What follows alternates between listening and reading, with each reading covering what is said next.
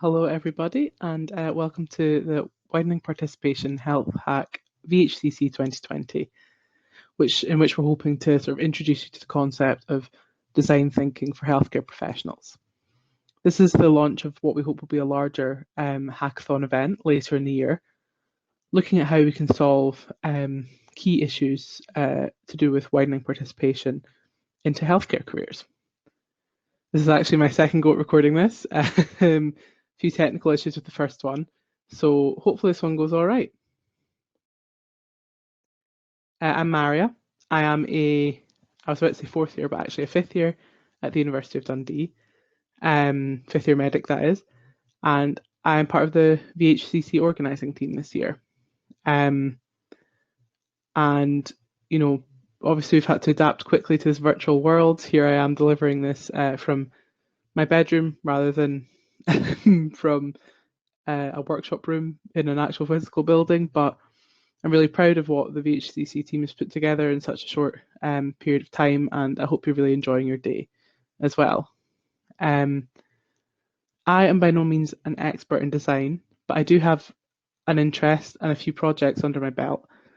I became interested in design in healthcare in my second year of university after taking part in a healthcare improvement project that focused on design, and have just kept up my interest since then, done a bit of research into it, and hope to in my future career be involved into the healthcare environment. But yeah, I'm not an expert, but that's the beauty of a hackathon. The expertise comes from the participants, so that's you guys. Some of you'll have different levels of experience. Some of you might not know what a hackathon is. Some of you might have participated in several. Some of you may have a background in art and design, etc. So I'm excited to see everyone's backgrounds and what they bring to the table. As you may be able to tell, this is a pre-recorded session. Had to pre-record as of right now, your time in the future. I will be up north in deepest darkest Scotland with questionable Wi-Fi access and 4G, so we thought it was safest if I pre-recorded this. However, should my internet connection allow it, I'll be hoping to interact with you guys as much as possible. I'm on Twitter, that's my handle at the bottom of the screen there. And if my internet can take it, I'll hopefully be on the chat and the actual conference platform. So future Maarja, if you're there, speak now or forever hold your peace. And hopefully I've been posting in there, but we'll have to see. So yeah, that's me. The session itself, like I said, this is the launch of a larger event. So please don't feel like you need a finished solution today.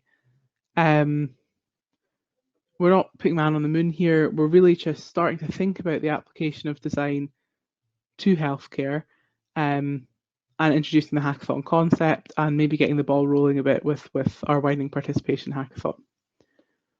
So if you don't know what a hackathon is, the phrase was coined in the tech sector, and it's essentially getting different individuals with different experience in the same room in multidisciplinary teams to come up with ideas to a common problem in a limited time frame. And this approach kind of fosters innovation because it removes typical barriers of, discipline or bureaucracy and allows people to just get together, cross boundaries, and think of solutions. You may even find future collaborators or teammates for our future hackathon in this session, who knows? And I encourage you to interact with each other in the chat and on social media as much as possible. Because we really want to encourage future healthcare professionals to collaborate and address problems in an innovative manner. We've chosen widening participation as our theme, as there are many people doing good work, and bringing them together and bringing in fresh perspectives will be valuable, really valuable in solving these problems.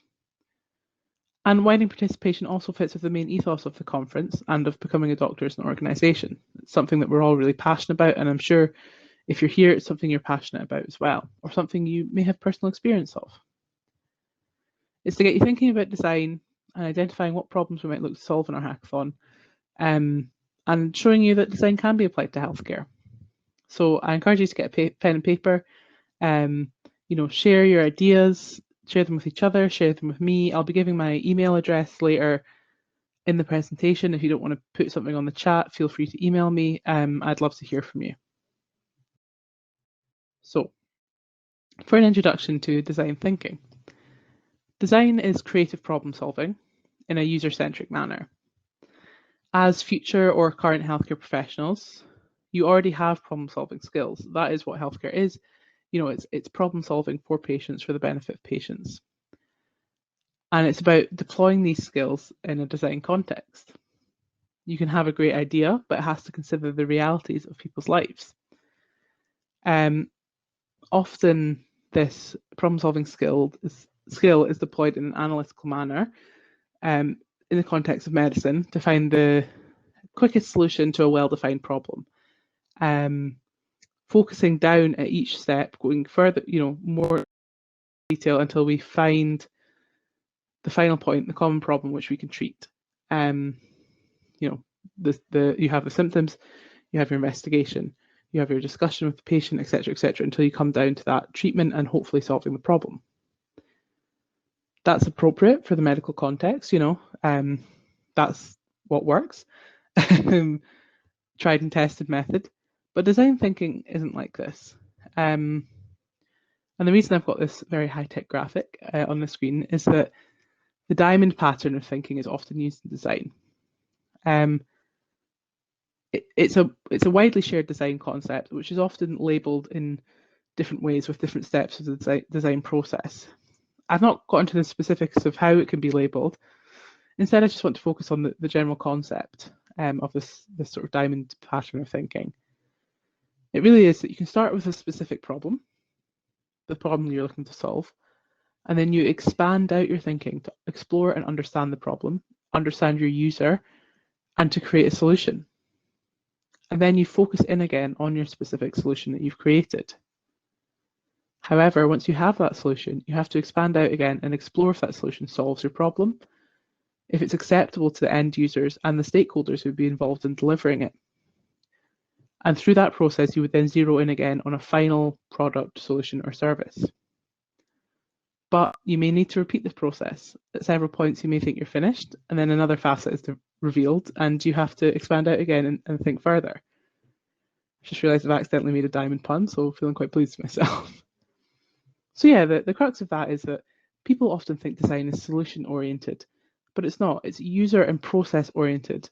And the process ensures the user remains at the center and that your final product is actually solving their problem. So I know it's been quite a long conference so far, and your brains will be tired. So let's warm them up a bit. I'm going to give you an object, and I want you to think of as many uses for that object as possible. And I want you to share these with each other in the chat, social media, whatever. You can write them, draw them, type them, whatever you like. And I'm going to give you 5 minutes for this. I'll pop up and give you a 30-second warning as well. And I want you to be as creative and out there as you like and share your most interesting ones, as I said, in the chat or on social media, using our hashtag so people can find each other. And I want you to look at what other people are thinking as well and reflect on that. And your object is the paperclip. So I'm going to start the 5-minute timer now. I'll pop back up at 30 seconds. Apologies, I did originally have a YouTube timer going so you can see how much time you had left. But unfortunately, I recording last time. So I'm going to leave it.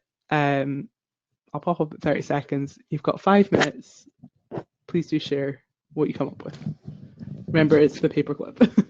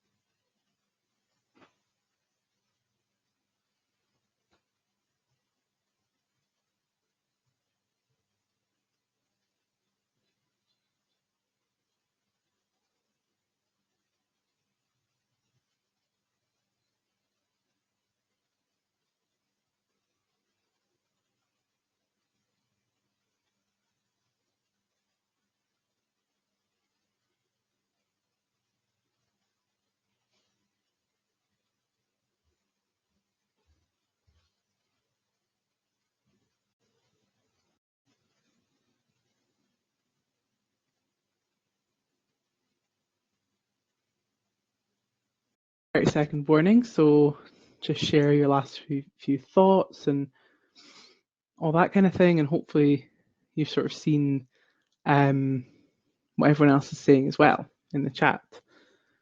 So what I really wanted to sort of for you to take from this is when you're seeing what everyone else is writing, you probably are finding that they are sharing things that you haven't thought of, and also sharing things that or you've shared things that other people haven't shared that you thought would be the most obvious thing in the world. And this is the point of the health hack method. Different backgrounds and experiences mean we approach these problems in a different way, and we can bring different ideas to the table. And an exercise like this sort of helps to highlight this. It also helps to show that solutions can also take advantage of sort of common things that already exist, empowering them in a new way. So yeah. Now we're going to get on to a bit about the principles of design. And this is quite a commonly used design framework, and one that I thought described the process very well. But there are a lot out there, and people write whole PhDs on the topic. So, if you find one you like more, feel free to use it. This sort of summarizes all the different aspects you should be including when you're trying to design a solution to a problem. And we'll go through what each of these steps may involve. So, empathizing is the first step. This is really talking about who is your user and what is their experience, understanding what their life is like and how this problem manifests itself in their life and what it actually means for them. Because you need to have empathy with this to really understand and come up with a solution. Another very important thing to consider at this stage is, do they actually want a solution to the problem? Is it actually a problem for them, or one that they spend a lot of time thinking about? Sometimes we can get so focused in coming up with a solution to what we perceive to be a massive problem that we forget that for the people who it actually affects, it may not be such an issue. So this is an important part also. We may have sort of a slight advantage of this in the widening participation perspective as healthcare professionals or aspiring healthcare professionals, because we understand the context and what it takes sometimes to apply for and be accepted into a healthcare career. In terms of widening participation, you may well have personal experiences of barriers you've come across when looking to apply for a healthcare profession, when studying, or even when starting your career, depending on what stage you're at. So yes, many of us will have lived experiences of this, but you also have to engage with others and engage the end user and engage them early, especially if your experience of this was in the past and you're a current student or professional. The experiences of applicants may now be different than when you applied. So you really do need to understand the user and understand their challenges. You may come into something with a specific idea, but you need to keep an open mind. Your experience or perspective may be different from the person next to you. Empathizing can involve initial discussion, personal experience, all sorts of things. This step takes you on to defining, which means you're now trying to understand the problem and understand the specific problem rather than the general experience. And you may do this through different methods. You may observe, you may think of questions you want to ask to further define the problem and explore this through interviews and focus groups, or by shadowing your end users, or experiencing the process firsthand. This really involves discussion with both end users and also stakeholders, so people involved in the delivery or the management of the solution, because they're going to have to be able to adapt to and use this if it's going to be effective. So you need an understanding of all sides of the problem. Then the fun bit, and the bit that probably would make up the bulk of the hackathon, and this is ideating. So this is coming up with your solutions or your initial ideas for your solutions. And this is the bit where you actually start thinking about those, bouncing ideas of each other, fleshing them out. That might involve drawing, mind mapping, discussing various different activities. And during this process, you may also return to empathize and ideate stages as well several times in order to refine your solution and make sure that it's remaining true to the needs of the end user. And that's a good thing, if you're going back and forth like that, because it means you really are considering it properly. After ideating, We come to prototyping. And this is creating a tangible and testable solution. So it might be a physical product, a bit of software, a new layout for a department, whatever. And this is to allow you to test run it, to bring it back to the end user and saying, does this work for you? Look at, this is the thing we've created. Tell us if this is going to work for you, which sort of ties into the next, which is testing. Is the solution valid? By valid doesn't mean, does it do what you want it to do? But also, does it meet the problem that you're trying to solve? Does it solve that problem? Because it might be that you've created this tangible thing, it works. In the context of a medical technology, it's safe. But you might realize, okay, actually, maybe this doesn't solve the core problem that we were looking to solve. And that's not according to you, that is according to users. So you have to take it back to users and say, does this solve your problem? If it's not quite right, then back into the process you go, back to empathizing, back to defining, back to ideating, back to prototyping. So this is what I mean when I say it is not a linear process. So I wanted to give a personal example of this to give you a bit more context of how it fits into a healthcare context. And this is a project I was lucky enough to be involved with as a second year student. And this was a collaboration between medical students, art and design students, and the emergency department of one of the hospitals in our university's catchment area. And we were tasked with redesigning the patient waiting experience in order to reduce frustration with waiting times and the emergency department as a whole. Sorry, it's just family members trying to come inside. So yes, obviously that's a really wide topic. So we had to come up with a sort of definite problem that we could solve rather than looking at this topic as a whole, because you can't come up to a solution to a broad topic. You have to have your specific problem. So we empathized. We discussed with the emergency department staff what the problems were from their perspective, discussed with patients what the problems were from their perspective, and we found it was really a problem with information transfer. So this is talking about patients, not patients who come in by ambulance, not big emergencies, but the walking wounded who come in and maybe have to wait in the waiting area for an extended period of time. And patients didn't understand why they would maybe see one person and have to go back to the waiting area, see another person have to go back to the waiting area, and it was this process of being triaged, seeing a junior doctor, and maybe having to wait to see a consultant. This constant returning to the waiting area was frustrating them, making them feel like they'd gone back to level 0. For the emergency department staff, they just didn't have the time to explain the process. They got frustrated when patients got frustrated because in their eyes, they were doing the best job possible. Patients also didn't really understand who they were seeing. They didn't understand what the uniforms meant. So we had this problem of communication of why they were waiting and who they were seeing. We then had to define the problem further. So we observed the waiting area. We got an understanding of the department and the workflow and the roles. In order to ensure we were giving the right information in whatever solution we created. And then came the fun bit, ideating. We consulted with the art and design students what we could create. We decided a mural would be a good idea. It was big, could put across a lot of information, put it across in pictures so it was accessible, because again, you're thinking of the end user. Not everyone can read. Not everyone can read well. We need to have simple colors, something that stands out. And we created prototypes. And the prototyping, we checked fonts, information, everything. And eventually we came back to our solution, which was very gratifying. People liked it. It went up in the emergency department. It's still there, so it was very satisfying to see that tangible solution to your work over the past however long it's been.